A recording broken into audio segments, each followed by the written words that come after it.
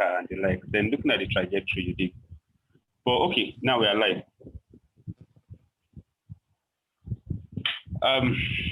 Good afternoon, our fans, our viewers, and thank you and welcome for joining us on today's Punch Live interview session with Oxlade. Oxlade is a Nigerian musician. Real name is, well, Oxlade, most people don't even know your real name. Oxlade's real name is,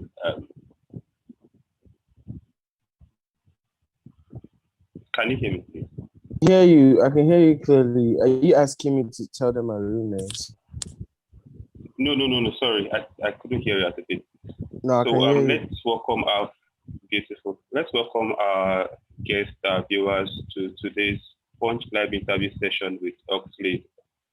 Oxlade is a very fast-rising Nigerian musician who is making his mark known in the industry.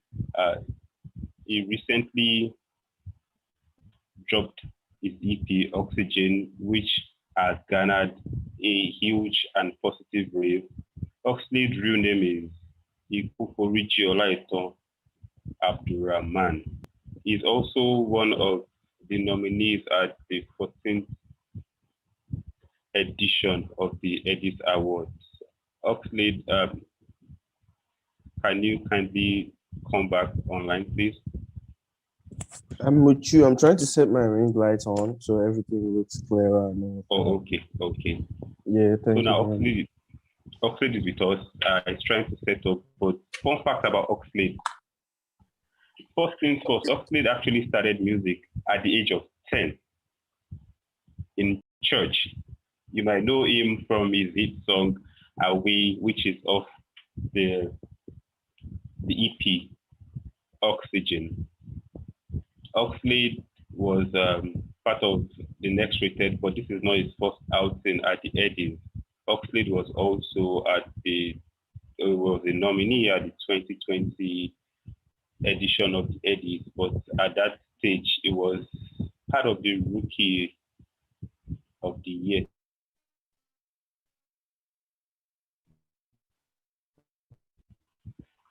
So today, it's family, because as at when Oxlade was in church, he was such a good singer that he became the choir master.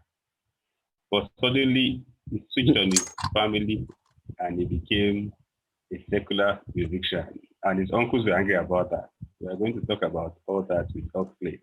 Oxlade, are you ready for us, please? Yeah, I'm with you. 100. 100. Beautiful. Can you kindly turn on your video so your fans can see your face? Almost there.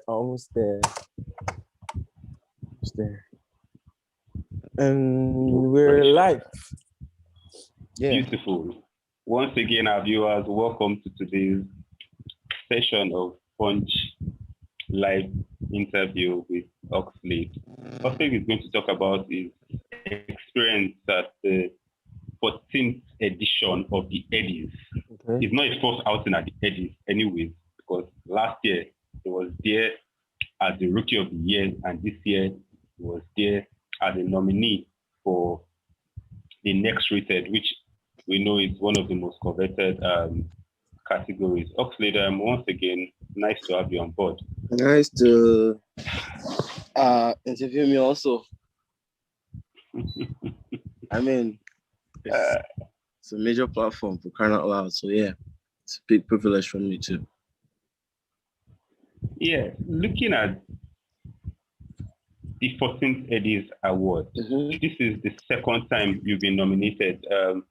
2020, you were nominated as Rookie of the Year.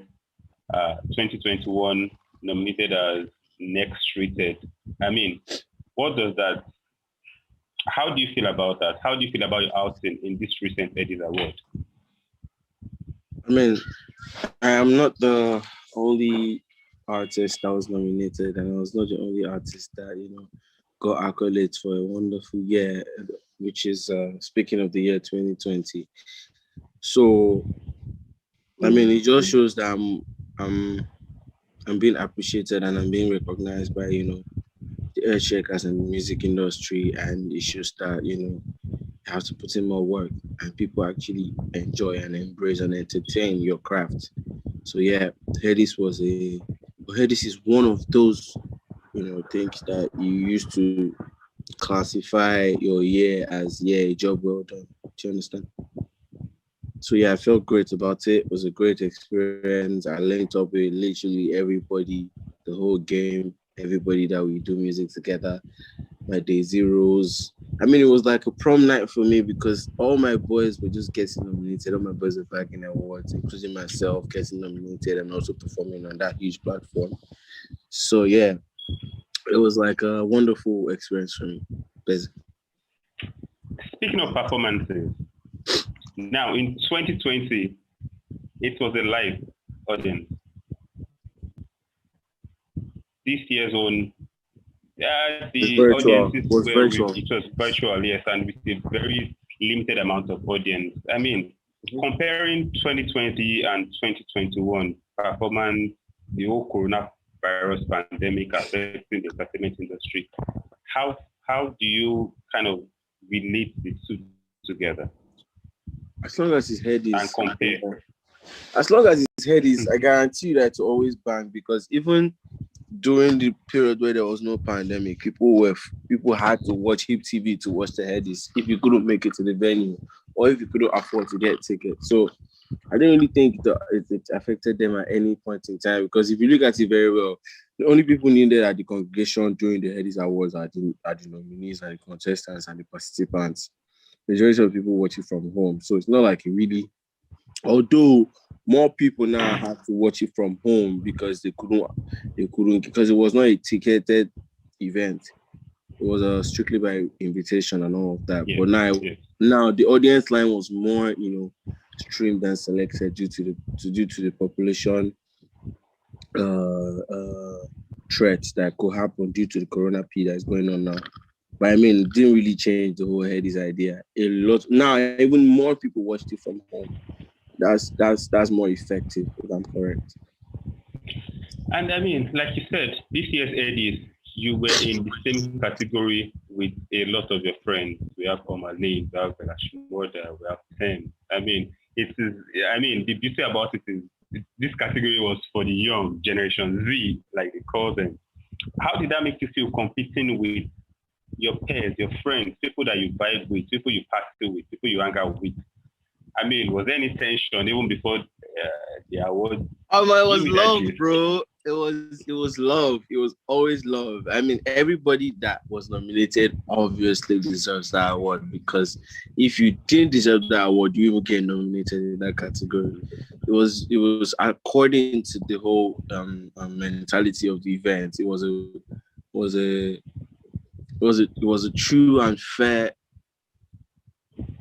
organized event. Because if you notice it, I mean, there was love in the air from the youngins. I got Fireboy nominated, or Fireboy dedicated his fourth Headie to Oxlade. It's a statement that, there's love in the air. Omar and myself and Bella came out, live to, celebrate Omar himself, the next rated artist. So you could obviously detect that there's love in the air. And in our generation, I don't really think beef is going to be a thing.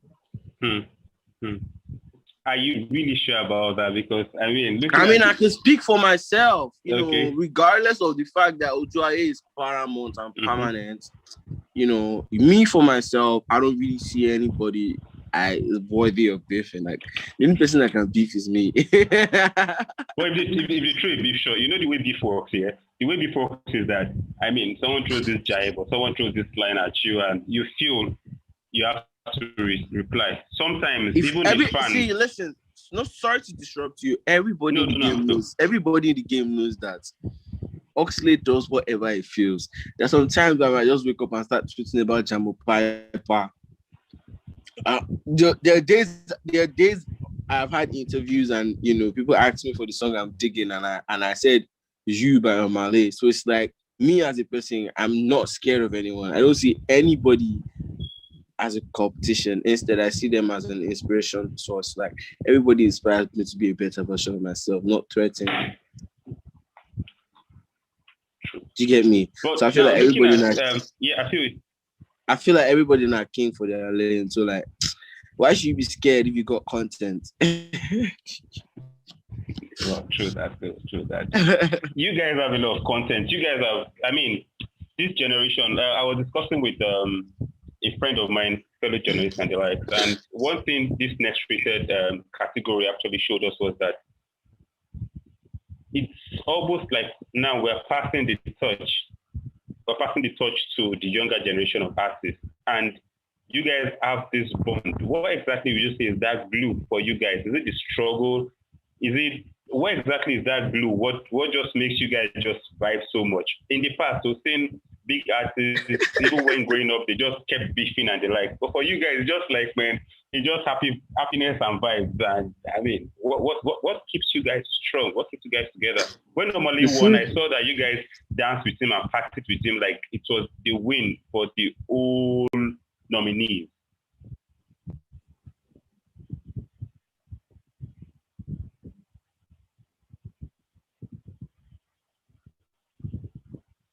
I'm with you. Yeah. So I mean, what keeps that bond between you guys?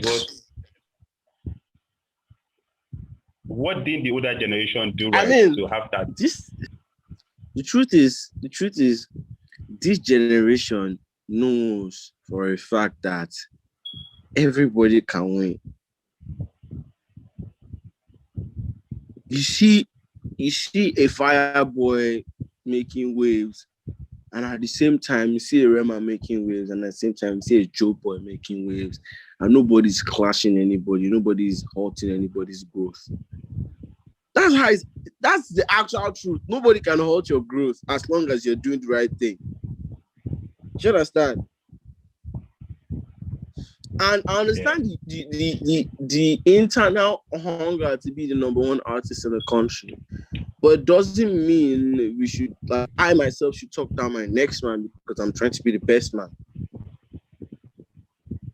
Do you get me? We just believe that, the sky is wide and everyone can fly, just depending on how smart you are, how calculated, and how free-spirited you are. Because even your grudges could halt you from getting bigger than you should be. Do you understand? So I feel like the love is actually our most powerful asset. These guys are big giants. They can beef. Nothing affects them. Nothing can shorten their brand whatsoever. But we have nothing to lose if we show ourselves love. We are not as big as them yet. So we can as well just say it's a community. It's an actual industry. This generation is an actual industry. Do you understand? We all got there by merit. Nobody forcefully put us there. It's our talent that spoke for us. So I mean, why be scared of anybody in our sets? Instead, embrace each other. You get me? But then there's the fun factor when it comes to beef, when it comes to the old quarrels in the industry. Do you think that, I mean, as we are growing and fans, because already we've started seeing fans compare Fireboy to Joe Boy to Oxlade to Belashmoda. I mean, there's always that fan factor that just, they get the hype, they get the juice, they get propelled by that. How do you think that you guys are going to manage that? Because even when you look at most beef in the industry, it was actually always orchestrated by, most times, the fans. And that's what we've got to learn how to handle. The fans are not Oxlade, the fans are not Joe Boy. They are just trying to make their own artist number one and most talked about artist in the game. Now it's left to the artist to use maturity to handle it and not let any of these point of views and opinions get to them. So that's the job of the artist to handle. Let's go back to the Headies. Like you said, can you hear me, please? Clearly, I can. Yes. When Fireboy actually dedicated his album to you, how did you feel then? How did you build your relationship with Fireboy? Although I know, but the public may not know a lot. How did your relationship start? And I mean, when he dedicated it to you? No fire since I've known Fire before he got signed to IBNL. I've known Fire since before he was Fireboy. So it's not a how did your relationship? We've been guys before we even share with us that relationship. Let's look at his relationship through your eye. So we've been friends for a couple of years now, and we've been growing together. We've been getting stronger together. He was in the category of the next. I learned at a point that I think you guys were crashing together. We've lived together, we've eaten together, we've made money together. That's my blood there. I'm taking you back, man. Yeah. To sing, yeah. Like I'm just remembering things now. They won. So he was in the category of next with the last year, and unfortunately he didn't win. But regardless, when he got nominated, he told me, Oxlade, I want to see you here next year. I don't see any excuse. I don't see you here next year.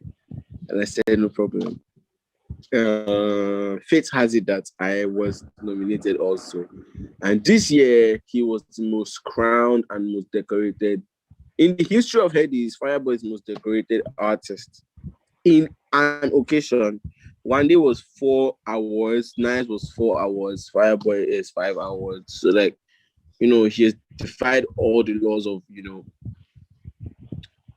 of grading and selection of, how to make someone worthy of an award, because the type of award he made wasn't even majorly or necessarily, the whole fast tempo type songs that gained the whole accolades. He made an R&B album, so to say, a soulful album in the name of Apollo and Laughter, Tears and Goosebumps. Give us 2 solid albums. So I feel like he deserves everything he got because the songs speak for themselves. He's changing the game. He's one of the people breaking the whole barriers of, not necessarily making fast tempo music. So definitely he deserves everything.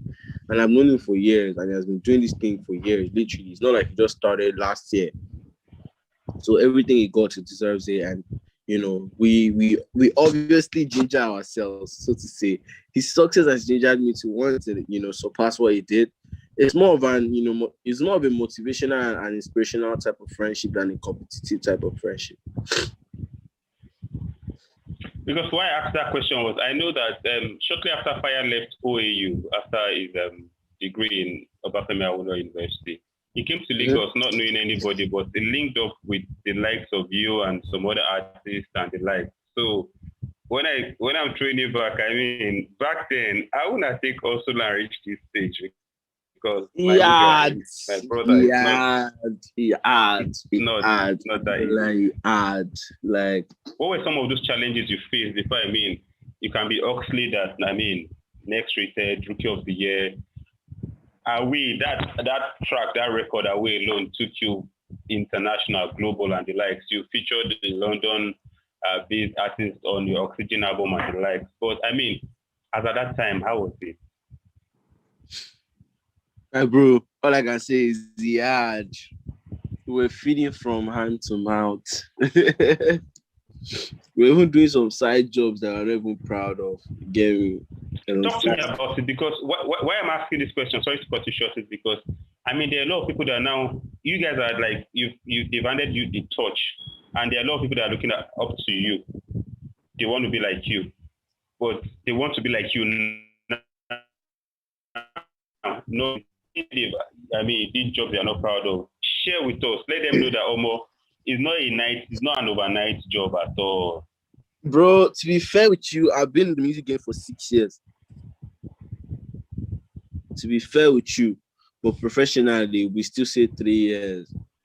We still going extra 3 years to be confident that I can put out songs that people can listen to. So for the past 6 years, music has been my priority. I've been pushing, I've been grinding, I've been making sure my sound is distinct enough to be marketable enough.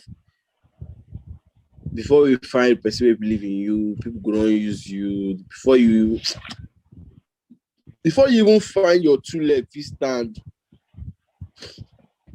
The old generation is quite very rigid. I won't lie. Maybe us now, say we show ourselves love. The old generation don't really get love like that. Like everybody just trying to fight for their own ends meet and mind their business. But now we try to connect the dots and all of that. But make I no lie, you hard from me personally. I used to work at the cyber cafe. I used to sell BRT tickets at Barracks bus stop as at 2010. So it's not a matter of me. I mean, stay the guy is blue, or you get me. Now, actual hard work. I'll sweat for my money, then I'll use that money to go and make music in the studio, and I'll be broke. I won't be able to eat. Do you understand? We were feeding on cabin biscuits and what's his name? Costa biscuits. Yes, that's what we're feeding on. Now when we go family house, they cook food for proper dish. Do you understand? And that family said they look you like a bad egg based on say you do things where they don't want me to do. So it's quite challenging. I won't lie to you, but God is God and God is good. And God brought me here, regardless of whatever He felt like I had to go through. It's not easy. Oh. If you don't get mine, never try music. If you don't get mine, not even think of it. Because it's survival of the fittest. It might be going easy for your friend and not going easy for you. And that alone is enough to discourage you that it's not meant for you. But bro, as long as you keep digging deep, I am sure that this is your calling. Nothing should stop you. Do you understand? Then I mean, on the category you were on, the next rated, Omali eventually won the category. He went on with the car, the prize, and everything. How did you feel about that when you were not announced as the winner of that category? To be honest and fair with you, Omali is the hottest artist in Nigeria. Minus next rated, bro. Minus everything. Minus artist of the year. Omali is the hottest artist in Nigeria. And if I won it was solely because of voting. But if I didn't,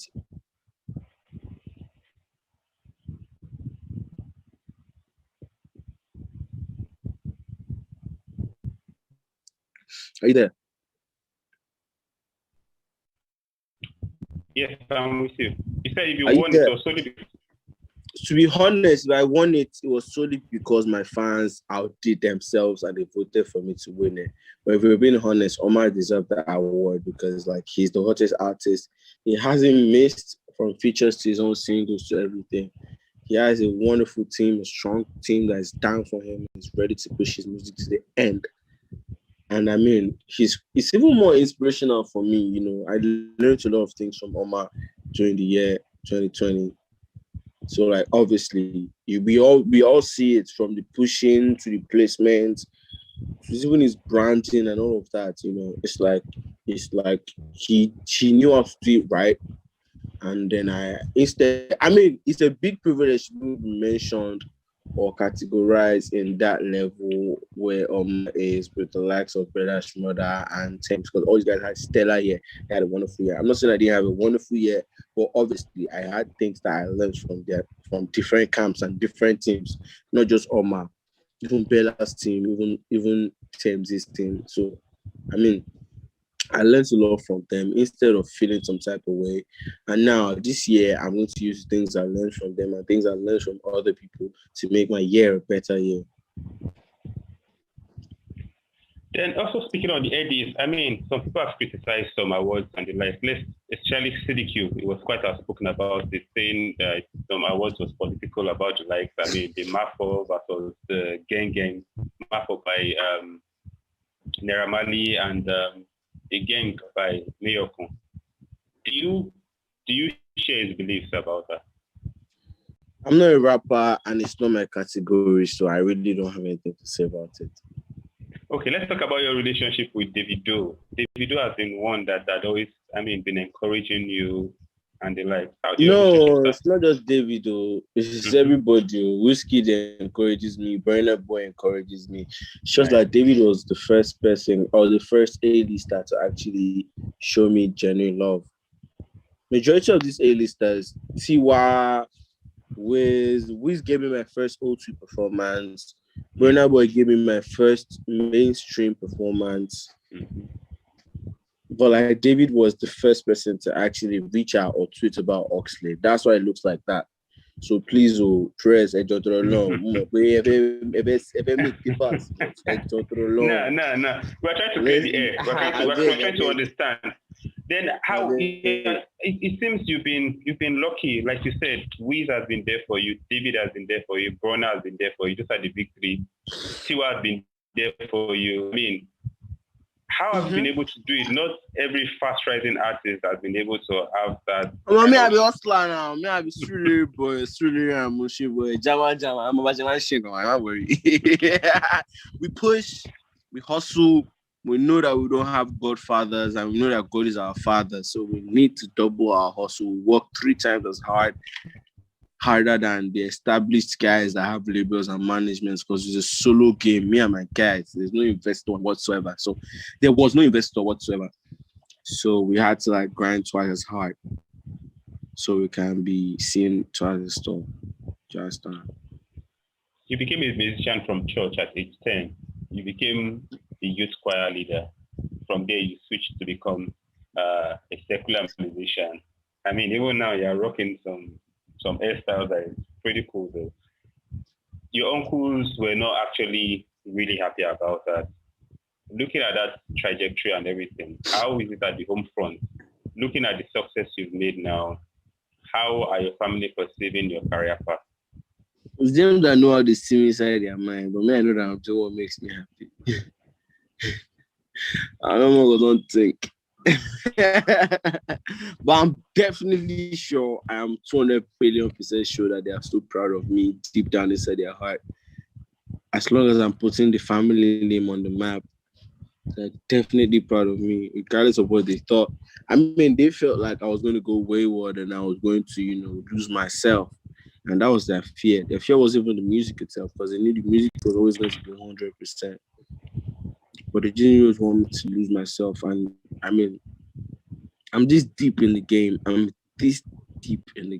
I've not lost myself. So, I mean, I proved them wrong, and I made them believers. By now, they support my music, and everybody pushes my music with all their heart. So, like, I mean, it's something of joy to be able to make your people know that, yo, I know your fears, I understand your fears, but I'm down for this. Like, I want to do this to make you guys understand that I can do it and make money from it and put bread on the table for you guys. So yeah, I made my statement. I'm still making my statement, and I pray to God to give me more strength to make more statements. Okay, I'll ask you this final question, but before then, one question came to my mind. But the final question is that 2021, we're still in February. What are your plans for 2021? But nobody gave a shit about my plans for 2020. Like, nobody cared about my plans for 2020 because I was nothing back then. So I feel like I don't really need to tell anybody about plans for 2021. All I just expect, I just expect you guys to keep pushing me, supporting my music, praying for my brand to grow, and also doing the necessary things you need to do when I need you guys to do it. As long as you do that, my plans for 2021 is 100. I'll destroy the game normally the best way I can. What's up with the ladies? What lady? The ladies in your life. I mean, tell us about the ladies in your life. All the ladies in my life, they have their rule, How many countries now? How are the ladies in your life? Like, how many are they? I have a lot of ladies in my life now. I have my grandma. No, I don't have family. No, don't go there. There are ladies too. Hello, I'm lost. No, we are excluding the family. No, I can't exclude my family. I put my family inside everything else. Let's talk about the fans. I mean, the crazy ones, the ones. My grandma is my number one fan. Oh, interesting. Yeah, that's my best friend. That's my love. I think 76 or something. 76. Wow. Did you grow up with her? Yeah, she raised me. I lost my mom when I was 3, so she raised me. Oh, okay. So, I mean, ladies, so my ladies.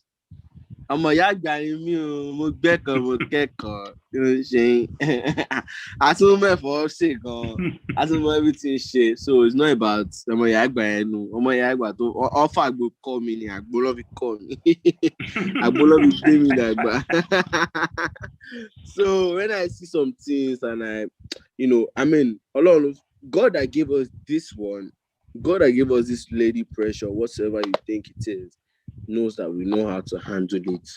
So obviously, he won't give you something you don't know how to handle. True. But I mean, leaving your grandma, did it in any way, was that part of the reason why we saw you joining the church choir at an early age? I mean, the church choir thing was a family thing. My family was a spirit cocoa family, or is a spirit cocoa family. We like God. So one of the things they make them just put me for that choir. Because also you pay more in Keju. So I cry a lot. So they're like, if your cry is this sweet, but let's just even put you inside choir. Let's hear how your singing will be. That was a cruise. It's all good. Oxlade, thank you so much for your time, and I really appreciate chatting with you. It was really fun, my bro. funny, Respect. and I hope you also enjoyed it. And I loved it. I mean, you made me remember some things that I didn't think I'll remember. So I loved it. Yeah. That's lovely. So our viewers as well, we thank you for tuning in and to viewing and streaming this interview with Oxlade.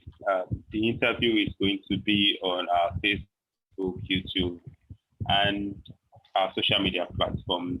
My name is Ademola Olonilua. Once again, Oxlade, thank you so much for your time and have a wonderful Respect, my bro. Respect. Good.